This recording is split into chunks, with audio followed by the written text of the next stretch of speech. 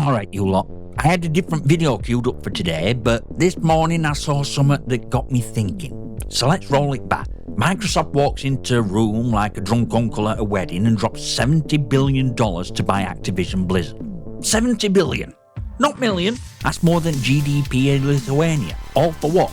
A rotting catalogue full of dead weight, couple of lawsuits, and a Call of Duty franchise running on nostalgia and copium. And what happens 2 years later? Bloomberg reports they're already $300 million down.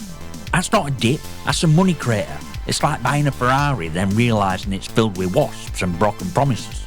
Old strategic acquisition line from Microsoft sounds lovely in shareholder meetings, but in practice, they're bought into an industry downturn, overspent on a brand with burnout, and now they're staring at numbers like someone just told them Game Pass into printing press.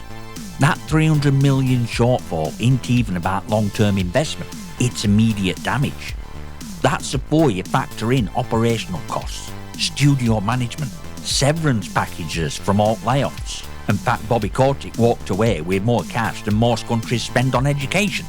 Now, Phil Spencer's in an awkward position of having to defend this acquisition while also cleaning up puddles left by the finance team. Don't worry lads, we've just bought Titanic. All we need now is a bucket. Meanwhile, Wall Street's whispering that Microsoft Gaming needs to start showing margins. Fast. Because when you drop $70 billion and get back a franchise with falling player numbers and a mobile division still trying to monetize Candy Crush like it's 2012, excuses dry up real quick. So what's the solution? Apparently, step one is make Call of Duty good again. Which is hilarious, because after all that posturing and buzzword bingo, answer is maybe don't piss off players who kept you alive for 2 decades. So Microsoft Gaming, after setting fire to $300 million, decide the best way forward is to demand 30% profit margins from Xbox. You heard that right, 30% in an industry where 20% is already considered a good year and most devs are lucky to keep lights on between crunch cycles and publisher mood swings. That's like asking a dog to moonwalk while solving a Rubik's Cube, naked. And here's kicker, Xbox themselves averaged 12% margin during the first 9 months of fiscal 2022. 12! That's not underperformance, that's a different planet. Microsoft's demanding nearly triple that now, like it's just a motivational poster away from happening. Why? Because Amy Hood, CFO now pulling Xbox's strings, walked in and said, enough with gamer dreams, it's time to make money. And just like that, all Xbox division went from Team Green to Team Guillotine. Now this used to be a space where devs were told to focus on making great games. That were brief, not anymore. Now it's focus on making great margins or pack your boxes. And you can see it happening in real time. Studios getting shut, projects canned, even successful ones like Tango Gameworks and Toys for Bob short duel like they just farted at a royal banquet. What Microsoft's doing here isn't strategy, it's triage. You don't chase 30% margins on a stagnant market unless you're absolutely desperate or terminally stupid. Or both. It's not about player satisfaction. It's not about long-term vision. It's about squeezing blood from a stone while pretending you're still making art. This is where Phil Spencer starts to look less like a leader and more like a hostage. Because while he's out here talking Game Pass dreams and console futures, finance department's gutting floor beneath his feet. 30% mandate ain't just pressure, it's execution by numbers. And every single creative decision from here on out will carry that threat looming overhead. This is corporate equivalent of holding knife to your own ribs and daring market to blink first. Once upon a time, Team Xbox meant something. It meant weird ideas, second chances, occasionally a game that wasn't stitched together by committee. But now, it's not Team Xbox, it's Microsoft Gaming. And that subtle name change might as well be a gravestone. Let's call it what it is. Phil Spencer got pushed out at driver's seat and into boot. Now it's mascot, not mechanic. And Amy Hood, she's not here to make friends. She's here to make sure Game Pass subscription pays for itself 10 times over. She's not asking, is this a great game? She's asking, why aren't you selling skins for 80 quid a pop? What's that? You can see it in decisions. Good studios getting cold. Safe bets replacing bold ideas. Everything used to scream Xbox soul. Now whispers balance sheets. And yeah, I feel for Phil. Because for all his faults, and there are many, he actually gave a damn. He had to convince Satya Nadella not to kill Xbox during one era. That's how close this thing came to extinction. And that same breeder execs that wanted to bin it are running bloody show. It's not personal, it's business. But it's also reason your next console might come bundled with an earning report and microtransaction tutorial.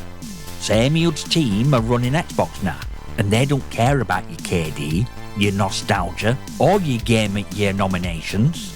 They care about profit margin targets and synergy across verticals, which is corporate for kill fun, find cash. No more Warzone level SBMM sweats, no more 30 attachments just to make your gun shoot straight. The game players exactly what they've been begging for since Ghost gave up Infinite Warfare and tried to be Destiny on depression. And everyone's shouting, Battlefield forced them to do it. No, they bloody didn't. Battlefield couldn't force a teabag, let alone a franchise shift.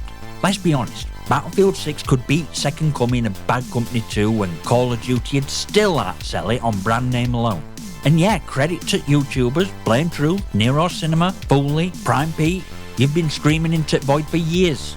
But Activision ignored you where Tesco ignores complaints about the meal deals. They didn't care. They didn't have to. Until now.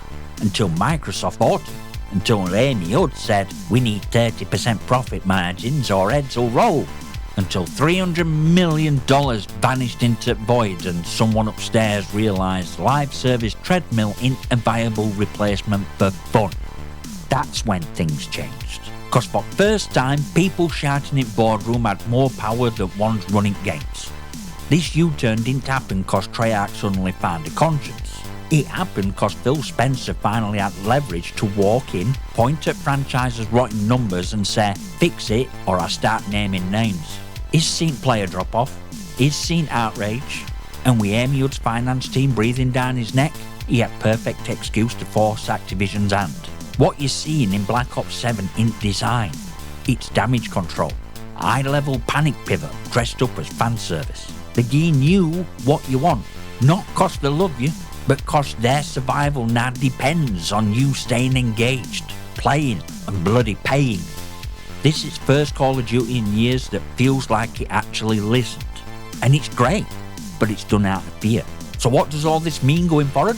Let's not sugarcoat it. If Call of Duty, sacred cow, yearly cash fountain, got told to shut up and shape up this hard, then nobody's safe. Not your indie darlings, not your passion projects, not even Halo reboot someone's probably sketching on a napkin right now. This want to create a renaissance. It were a corporate mugging. And now that Microsoft's seen power of panic, they're gonna start using it like a wrench. Game Pass already had price hike, but do you think you're gonna keep paying for AA oddities and 30-hour RPGs that get 3 playthroughs and a Reddit thread? Not when new metric is make 30% profit or get sacked.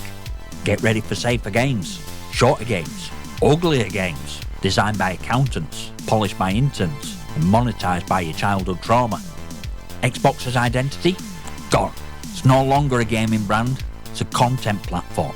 Just another arm of Microsoft's big tech push, lumped in between Outlook updates and Surface tablet recalls. There's no soul here, just stock tickers and margin calculators wearing Xbox hoodies. And what about industry? Let's just say this. If Microsoft Gaming pulls this off, if Black Ops 7 sells like hotcakes on fire, then expect every other publisher to take notes. EA, Ubisoft, hell, even Sony will be in meeting room with a whiteboard that just says, fear equals profit. Because note in this industry motivates like desperation. And this right here is what happens when you let finance take wheel. Creative risk dies, corporate cowardice becomes policy, and only innovation left is figuring out how to charge $8.99 for a red dot site. Call of Duty didn't get saved by fans, or Battlefield, or some dev team epiphany in shower. It got dragged back from brink because Microsoft set building on fire and told Phil Spencer he could keep his job if he gets results. This ain't to come back, it's corporate hostage rescue. And it's working. Like, subscribe and all that bollocks. Drop your comments and questions below, especially if you still think SBMM is good for your blood pressure. And I'll see you next time, you magnificent